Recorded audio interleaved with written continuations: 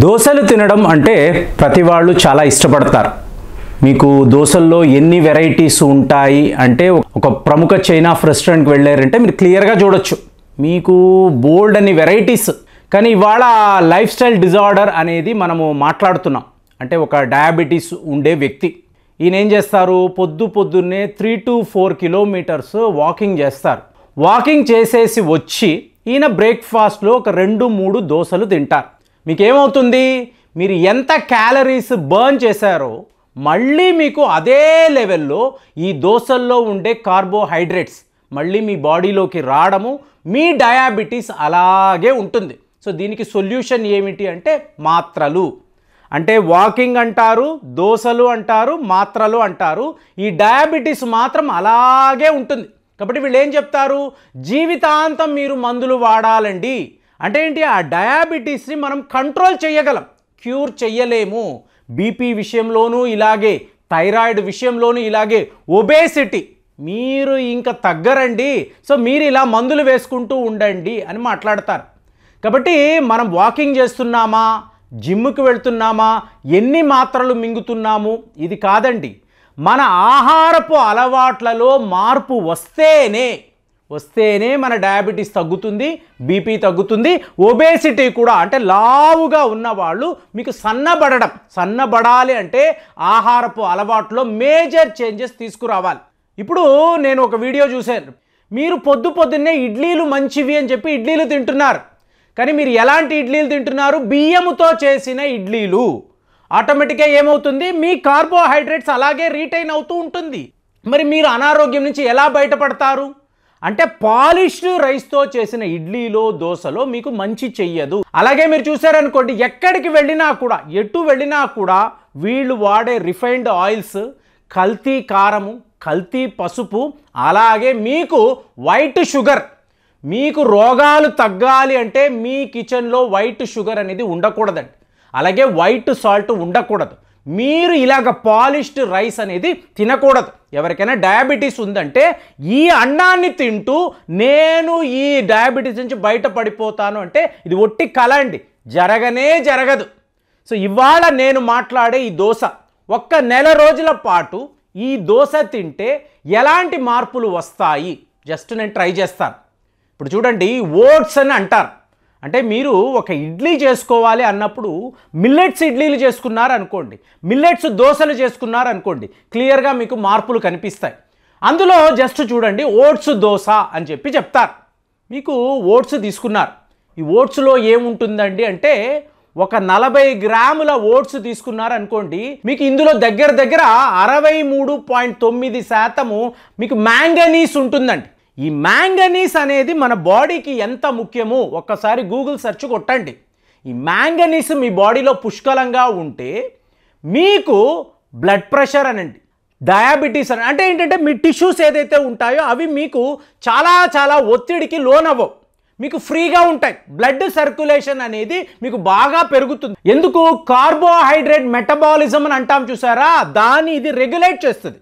మీ బాడీలో ఉండే బ్లడ్ షుగర్స్ని ఇది ప్రాపర్గా కంట్రోల్ చేయగలదు.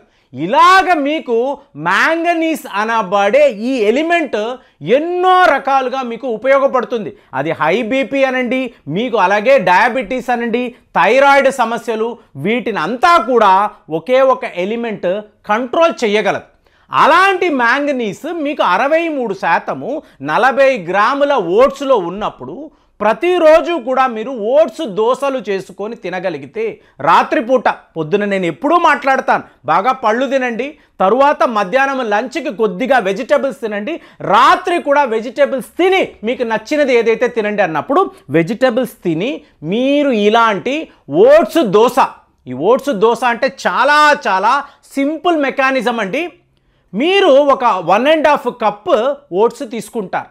సో దీన్ని ఏం చేస్తారు, 3 నుంచి 4 సార్లు బాగా కడుగుతారు. కడిగిన తర్వాత మళ్ళీ ఒక 1.5 కప్ ఆఫ్ వాటర్ దీంతో పోస్తారు. పోసి ఏం చేస్తారు, మీరు రవ ఉంటుంది చూసారా, 3 to 4 స్పూన్స్ రవ వేస్తారు. మీకు ఈ రవ 3 to 4 స్పూన్స్ వేసి కలిపిన తరువాత మెంతులు, కొద్దిపాటి మెంతులు, ఒక 1/4 స్పూన్ మెంతులు వేస్తారు. మూత పెడతారు. ఒక దగ్గర అరగంట సేపు ఏమైంది, ఓట్స్ 1.5 కప్, వాటర్ 1.5 కప్, అందులో మీకు 4 స్పూన్స్ రవ వేస్తారు, మీకు కొద్దిపాటి మెంతులు వేసి పక్కన ఉంచుతారు ఒక అరగంట సేపు.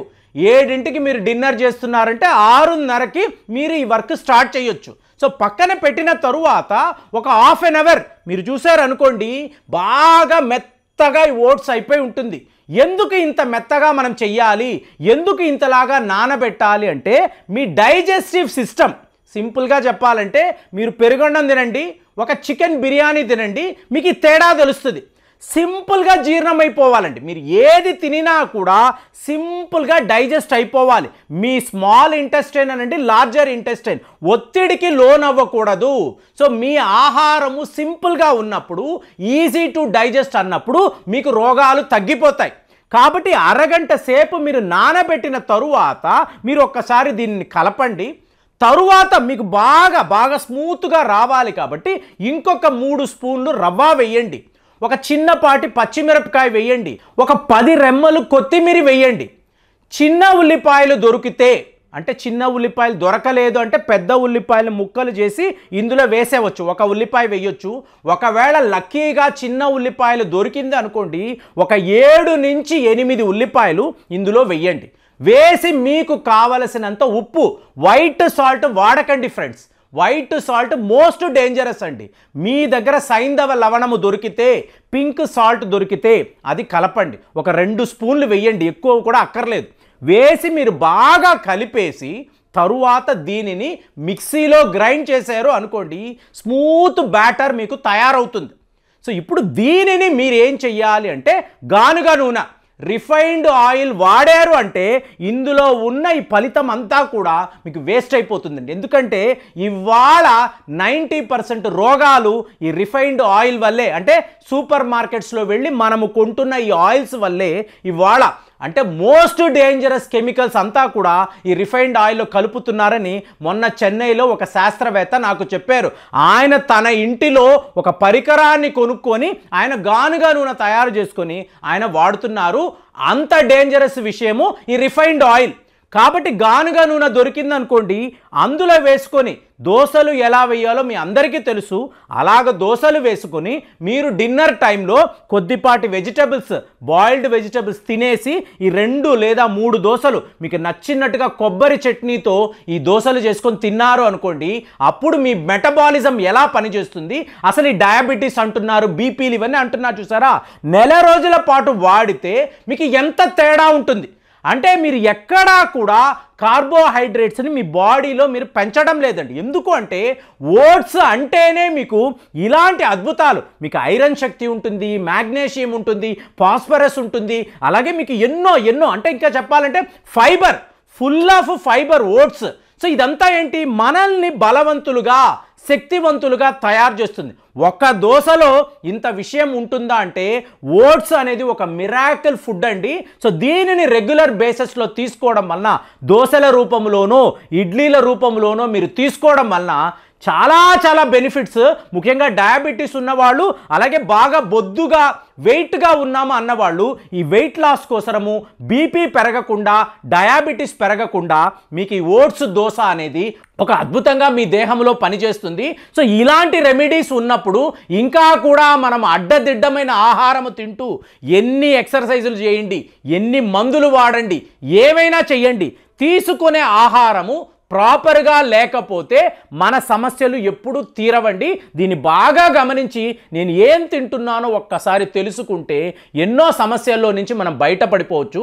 కాబట్టి నెల రోజుల పాటు ఈ ఓట్స్ దోస తింటే ఎలా ఉంటుంది, నెల రోజులు వాడేసి తర్వాత రిజల్ట్స్ ఎలా ఉన్నాయో కామెంట్స్లో తెలియజేయండి. మళ్ళీ వచ్చే వీడియోలో కలుద్దాం. జై హింద్.